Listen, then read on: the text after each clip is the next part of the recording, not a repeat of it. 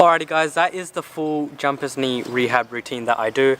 Started off with foam rolling as normal, just to get that myofascial release and loosen up the muscles. From there I'll go into a static stretch, and then after that is where I go into my direct knee rehab exercises. So I only really do 3 when I'm at home. The first one, as you saw, was just that single leg extension.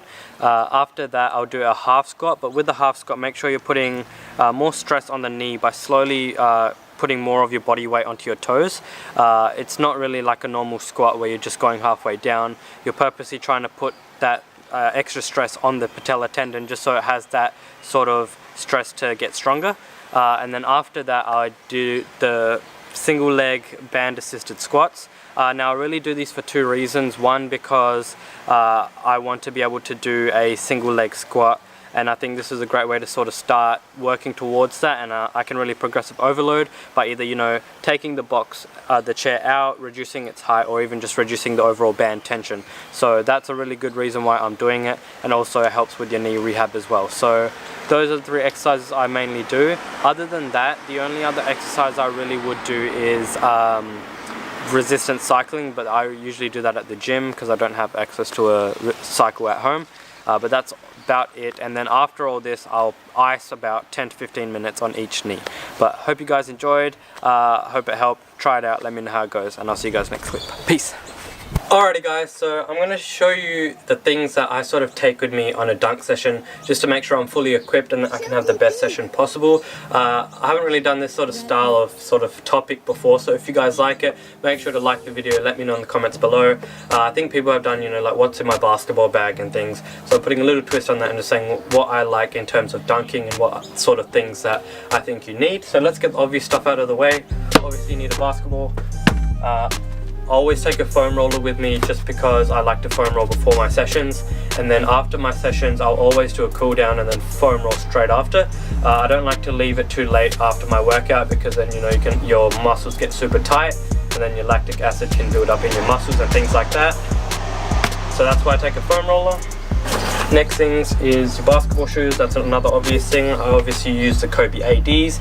I did a review on these a couple videos back, so make sure to check that out if you haven't already. Now next thing I need is a band. The reason I take a band is I just use it for my warm-ups, especially if I'm doing a dynamic warm-up. I use it for some of the exercises, and it's also good for, you know, in plyometrics and things. Not that I'll do plyos there, but just as another sort of warm-up exercise. You can do resistance sprints. You can either tie it to something or have someone hold on to it, and that's a good way to get warmed up and things like that, just for your upper body and your lower body. So a band always comes in handy, which I like to take, so that's another thing. Now this you guys haven't really seen me use, but I like to take cones. The reason being is I really use it for working on jump technique. So if I want to sort of mark a spot where I need to take off from, or mark a spot you know, where I need to do something with my jump technique, then I'll use cones to mark that. It's just a little bit easier for me to sort of visualize and see, and I think it really helps with my jump technique, so I use that. And then obviously if I just want to get a regular skills workout in, then it's good to just use cones for certain drills. Yeah, I take a skipping rope as well. I usually warm up with skipping. I haven't been recently, but I used to do it a lot, but I'd still recommend it to anyone, you know, who wants to who you know, struggles with getting warmed up and things. Skipping's probably one of the best ways to get warmed up for jumping, just because you're using those very specific same muscles. So I always take a skipping rope. Sometimes I'll just do it light for maybe a couple minutes before my dunk session, but that's about it. Obviously you gotta hydrate, take some water, take some water. I try to have at least 1.5 to 2 liters of water per day. Sometimes I, you know, don't hit that limit, but that's what I aim for.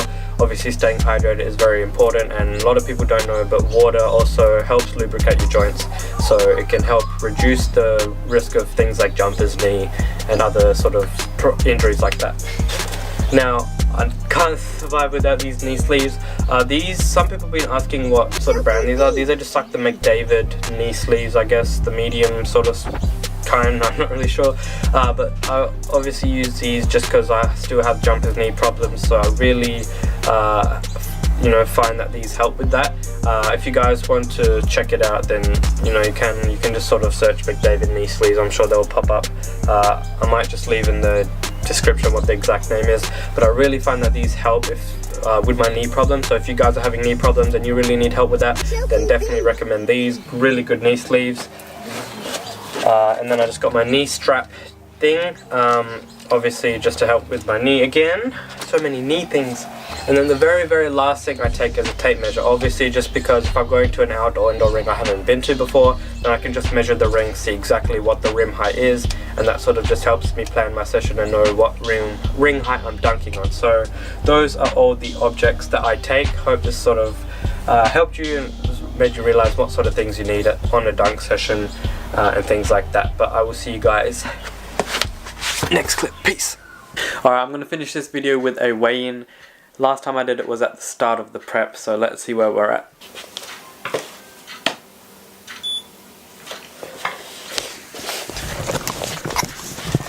$65.5. That's actually where I started this prep at, so not too bad. That's probably the body weight I want to operate around. Good for dunking, feeling pretty lean and things like that, so that's good. Probably going to try and maintain this for the rest of the prep. Maybe a slight increase, but that's about it.